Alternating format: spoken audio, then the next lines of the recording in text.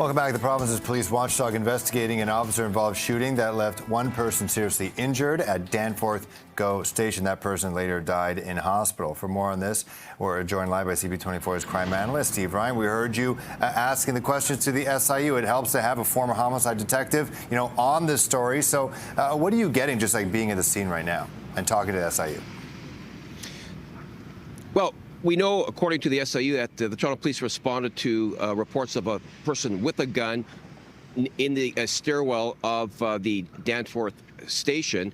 And this just illustrates again, Phil, and we see this time and time again throughout the GTA with our reporting, with listening to police officials talk. The job is inherently so much more dangerous now with the amount of firearms on the streets. And when a police officer puts the uniform on, straps a gun on their hip, you're trained to use it, and you just hope to God that you never, ever have to. And you file that in the back of your mind, knowing that that day might come. And sadly, it comes for far too many officers than you'd like to see it happen to. And what happened this morning was these 4 officers approached this man. The SIU called him a person of interest, so obviously he matched the description of the initial reports. And one of the officers discharged a firearm multiple times, striking this man and subsequently killing him. So the SIU's job now, and they have a very important job, and that is to critique the police. They are the checks and balances, right? They're the ones that make sure that when force is used, the police have the lawful authority to use it when it's justified under the law, an imminent threat of bodily harm or death, but then it needs to be justified. And that's the important job of the SIU. So clearly one of these officers, and you only need one, to feel that there was imminent threat of death or bodily harm to themselves or to somebody else, and they escalated that use of force directly to discharging of a firearm, and they took the life of this man. And now the one officer will be the subject officer, so they are the ones whose actions will be critiqued under the law, and the other 3 officers who are witness officers because they were there, but they didn't participate directly in the use of deadly force, so they will now be required to provide statements. But I can tell you, and I know several officers over the years who have discharged a firearm,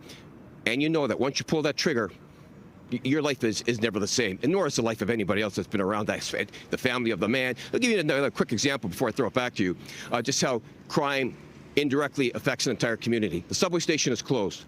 A woman just ran across the street here with her 2 dogs in tears, came right to me, and she said, my daughter, I'm waiting for her to come home from work. She's getting off the subway. Once I explained to her what had gone on and what was involved, she broke down and cried. So it really showed you the indirect effects that crime can have on a community, that crime can have on the police officer as well when you're dealing with situations like this. And now this is a situation that these officers will have to deal with as they are investigated by the SIU, who again have a very important job to do, and that is to critique the actions of the police to make sure that they are acting well within the law. This subway station, by the way, will be closed for a good part of the day. The subways are bypassing the Danforth station, Phil.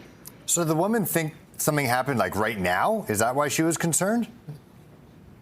Okay. Yeah, she was coming to meet her daughter who was coming home from work, and she was picking her up, meeting her to walk her home from the subway station. And she just saw the police tape, she saw the subway station closed, she saw the media out here, and you just go to the worst, right? That's what happens. And that's how crime has an indirect effect on everybody's quality of life. Absolutely, yeah. Nearly 12 hours ago that this happened, Steve Ryan, and that site, especially in a neighborhood where not a lot of stuff like this happens, Steve. I'll tell you, it definitely scares a lot of people when they see all those. But glad that you were there to kind of talk people down. Thanks so much. Appreciate it.